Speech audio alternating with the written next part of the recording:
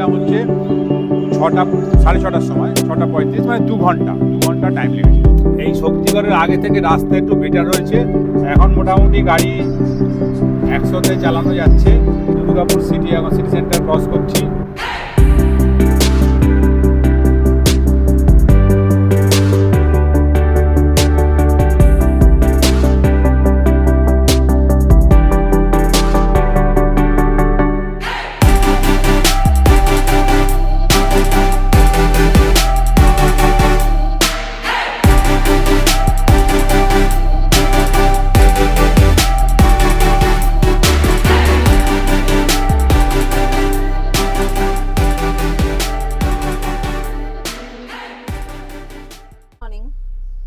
Good morning.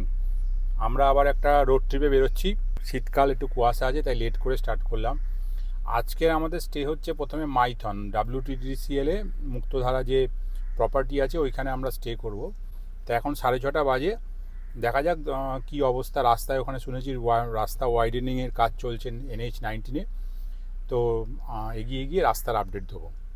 তোমরা কেমন feel করছো? ভালো। তুই? আমিও ভালো। তাহলে আমাদের আর একটা রোড ট্রিপ অবশেষে শুরু হলো, তাই তো? আবার শুরু হলো আমাদের একটা রোড ট্রিপ। হ্যাঁ, আমরা এখন এই দক্ষিণেশ্বর ক্রস করছি। এখন বাজে 7:10।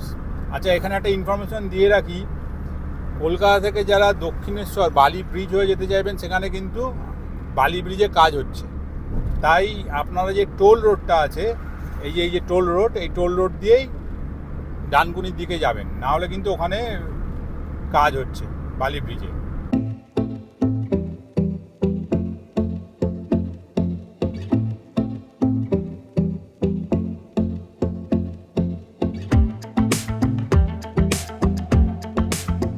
এখন 7:30 বাজে।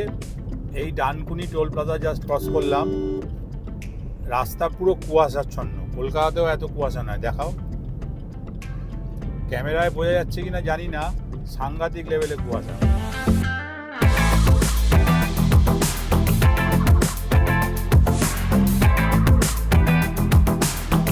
হ্যাঁ, ভালোই লাগছে, খুব সেফভাবে গাড়ি চালাচ্ছি, লেন মেনটেন করার চেষ্টা করছি, সামনে একটা গাড়িকে রাখার চেষ্টা করছি, মানে রাখছি বেসিক্যালি।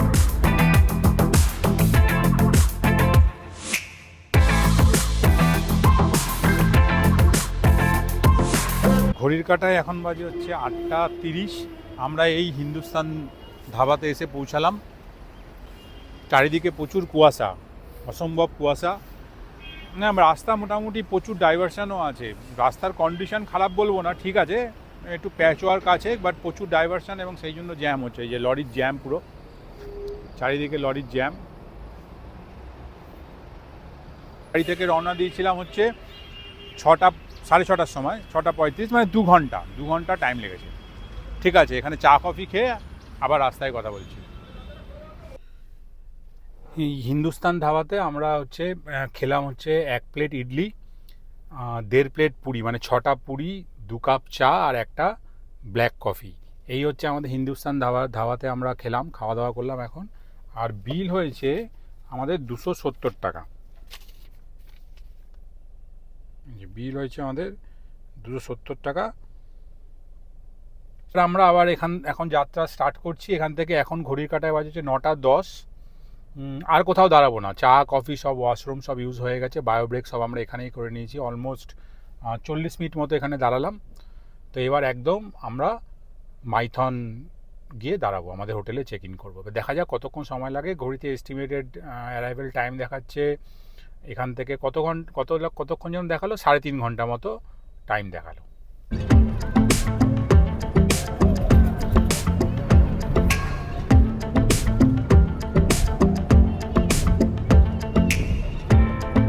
এই শক্তিগড়ের আগে থেকে রাস্তা একটু বেটার রয়েছে, মোটামুটি ওই 80-90 স্পিড মেনটেন করা যাচ্ছে, 100, হ্যাঁ, ডিপেন্ডিং অন ট্রাফিক।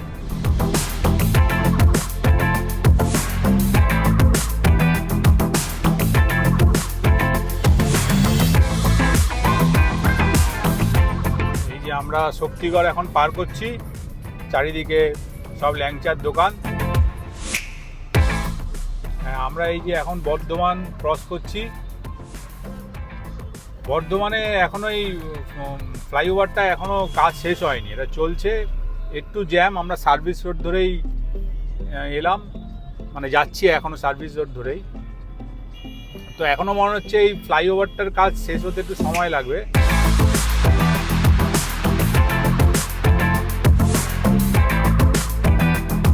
এখন মোটামুটি গাড়ি 100-তে চালানো যাচ্ছে।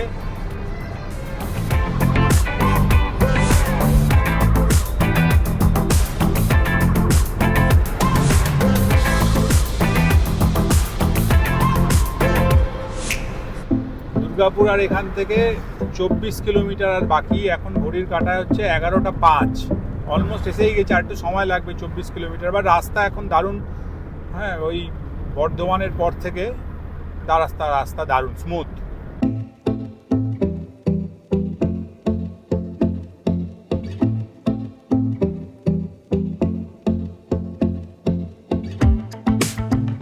দুর্গাপুর সিটি, এখন সিটি সেন্টার ক্রস করছি।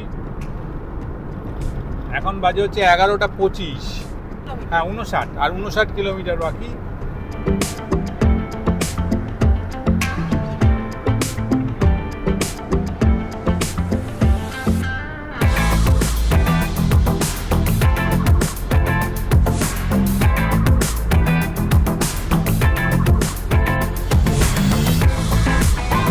প্রায় এসে গেছি আমরা, মাইথনে ঢুকে গেছি। মাইথনটা NH-19 ছেড়ে ডান দিকে কল্যাণেশ্বরী মন্দিরের পাশ দিয়ে এই রাস্তাটা, সুন্দর একটা রাস্তা। একটু ছোট ছোট পাহাড় ফিলিং হচ্ছে, দেখাও, মনে হচ্ছে না সেই পুরুলিয়ার সেই পাহাড়ের রাস্তায় আমরা চলে এসেছি। রাস্তাটা সুন্দর, খুব সুন্দর রাস্তা।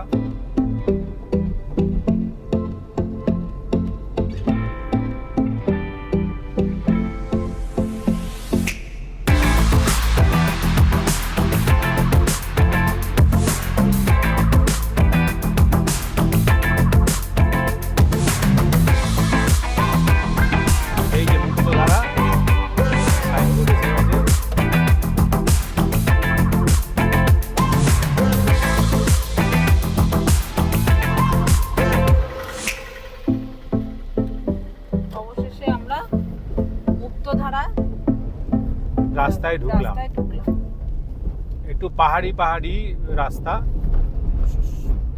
সরু।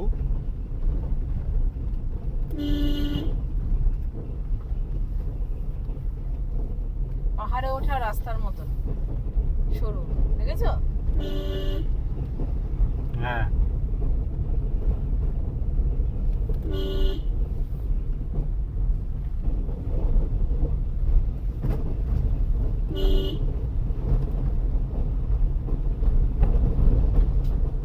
এই বোধহয় এন্ট্রি গেট।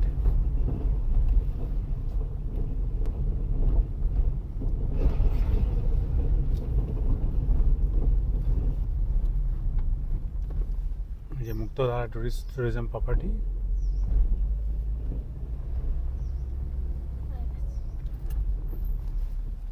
দুপুর 2টো বাজে, আমরা এখানে প্রায় 12:30টার মধ্যে ঢুকে গেছি, চেক ইন করেছি। রুম আমাদের দিয়ে দিয়েছে 105 নম্বর রুমটা ভালো, খারাপ না। ওভারঅল বেডটা বেশ বড়ই, ভালোই বন্দোবস্ত, ঠিক আছে। কিন্তু সবচেয়ে ভালো যেটা, সেটা হচ্ছে এই ভিউটা রুম থেকে, দারুণ একটা ভিউ। বাইরে পুরো মাইথন ড্যামটাই জানলা দিয়ে দেখা যায়, আর বাইরে দিয়ে আরও ভালো দেখা যায়, মানে পুরো ব্যাপারটা দেখা যায়। বাইরে গিয়ে দেখাচ্ছি।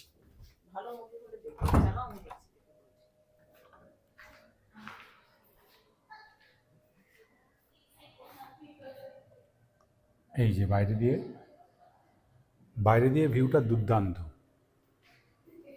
এখানে একটা করিডর আছে, যেখানে অনেকগুলো এরকম সোফা পাতা আছে, বেশ ভালো, বসে সবাই দেখতে পারবে।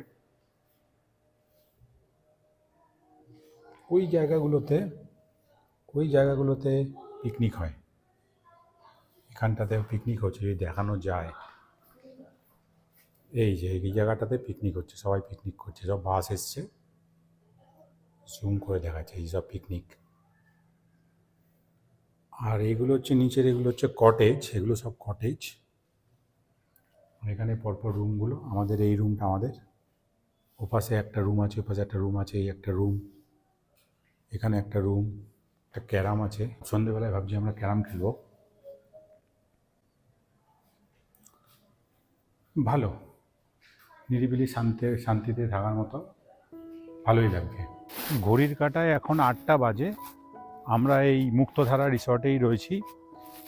দুপুরবেলায় আমরা এখানে আসার পরে আর খুব একটা কিছু ব্লগ করে হয়ে ওঠেনি। আমরা এখানে বিশ্রামই করেছি মেনলি। আমাদের এখানে আসার উদ্দেশ্যই তাই, যে একটু বিশ্রাম করা। লাঞ্চ ভালোই ছিল। আমরা লাঞ্চের মধ্যে রাইসই নিয়েছিলাম, রাইস, ডাল, মানে মাছ ভাত আর কি, আলু পোস্ত, আলু ভাজা, এগুলো খেয়েছি। এবং ভালো টেস্ট খুব ভালো ছিল। আমার মনে হয় এসব অর্গ্যানিক সবজিপাতি দিয়ে হয়, সেই জন্য টেস্ট বোধহয় একটুখানি এক্সেপশনালি লেগেছিল। সন্ধেবেলায় সামান্য স্ন্যাক্স খেয়েছি, বেশি কিছু খাইনি, চা খেয়েছি। এগুলো কিন্তু কোনো কিছু কমপ্লিমেন্টারি নয়, এদের ব্রেকফাস্টটাই একমাত্র কমপ্লিমেন্টারি, সেটা কালকে সকালে আমরা পাবো। রাত্রিবেলায় ডিনারে অর্ডার দিয়েছি হচ্ছে পাতি রুটি খাবো, রুটি আর সাথে পনিরের একটা আইটেম আছে, সেই পনিরের আইটেম আর তরকা, এগ তরকা। এই হচ্ছে আজকে রাতের ডিনারের মেনু। শুয়ে পড়বো, রাতের ডিনার এখনও হয়নি, 9টার সময় সার্ভ করতে বলেছি ডিনার। তা ডিনার করে আমরা খেয়ে দিয়ে শুয়ে পড়ব। তো ঠিক আছে, এই ব্লগটা এখানেই শেষ করলাম আজকের দিনের মতো। আবার কালকে ডে 2 আমাদের শুরু হবে আবার নতুন করে। Good night.